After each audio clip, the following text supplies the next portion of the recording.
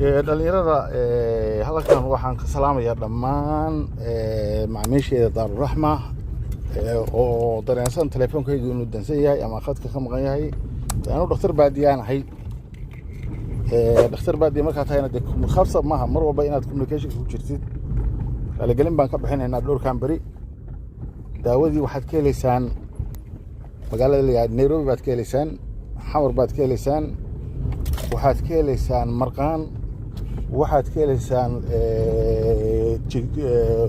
Wajaale, waxaad ka helaysaan Jigjiga, waxaad ka helaysaan Garowe, waxaad ka helaysaan Xamar.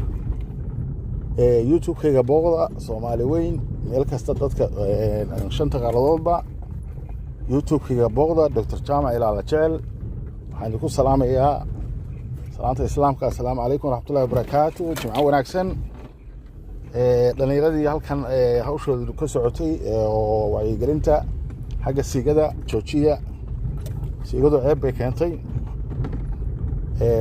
waxaa ka wanaagsan caadatu sirriya guurka ka wacan guursada gabdhihii meherkii way raqiisiyeen.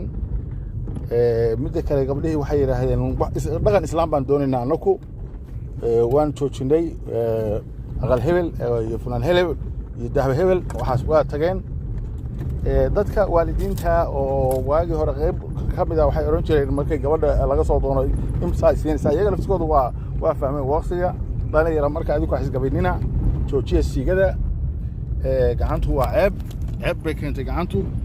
وبالله التوفيق والسلام عليكم ورحمة الله وبركاته.